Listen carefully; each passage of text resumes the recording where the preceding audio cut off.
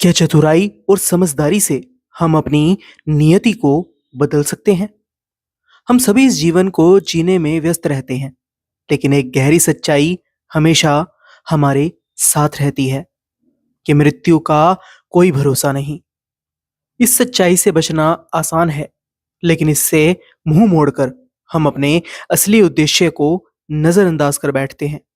आज की यह साखी आपको इस गहरे सत्य से जोड़ते हुए बताती है कि कैसे हमारे प्रयास, हमारी कोशिशें नियति के आगे कमजोर साबित हो जाती हैं। तो बिना देर किए शुरुआत करते हैं आज की साखी की। एक बार भगवान विष्णु कैलाश पर्वत पर भगवान शिव से मिलने पहुंचे। वहां जाते समय उन्होंने गरुड़ को द्वार पर छोड़ दिया और स्वयं अंदर चले गए। कैलाश की अद्भुत सुंदरता देखकर गरुड़ मंत्रमुग्ध हो गए। चारों ओर बर्फीली चोटियां, शांत वातावरण और अपूर्व प्राकृतिक शोभा थी। वहीं उनकी नजर एक छोटी सी खूबसूरत चिड़िया पर पड़ी।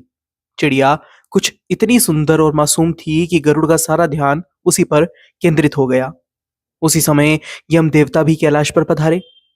गरुड़ ने देखा कि यमराज ने उस नन्ही चिड़िया को देखकर एक आश्चर्य भरी दृष्टि डाली।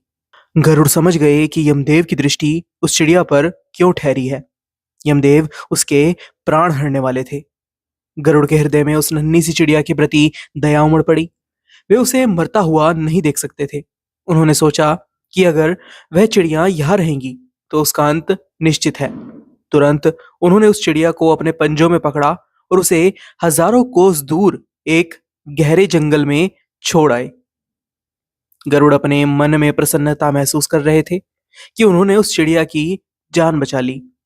जब वे वापस कैलाश पर्वत पर लौटे और यमदेव बाहर आए तो गरुड़ उनसे पूछ ही बैठे कि उन्होंने उस चिड़िया को इतने आश्चर्य से क्यों देखा था। यमदेव ने हंसते हुए उत्तर दिया कि गरुड़, जब मैंने उस चिड़िया को देखा तो मुझे यह ज्ञात हुआ कि कुछ ही क्षणों के बाद वह चिड़िया हजारों कोस दूर एक नाग के द्वारा खा ली जाएगी।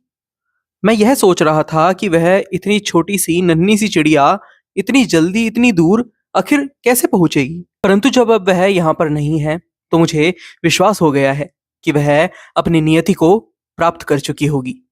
यह सुनकर गरुड़ समझ गए कि मृत्यु को टाला नहीं जा सकता। हम चाहे जितनी कोशिश कर लें, अपनी नियति को बदल नहीं सकते।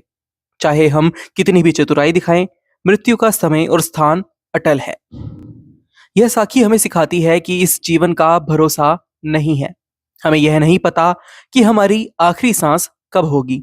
इसलिए जीवन को मोह माया में ना बिताते हुए हमें उस सच्चे उद्देश्य की ओर बढ़ना चाहिए जिसके लिए हम इस दुनिया में आए हैं, परमात्मा की भक्ति और आत्मा की मुक्ति।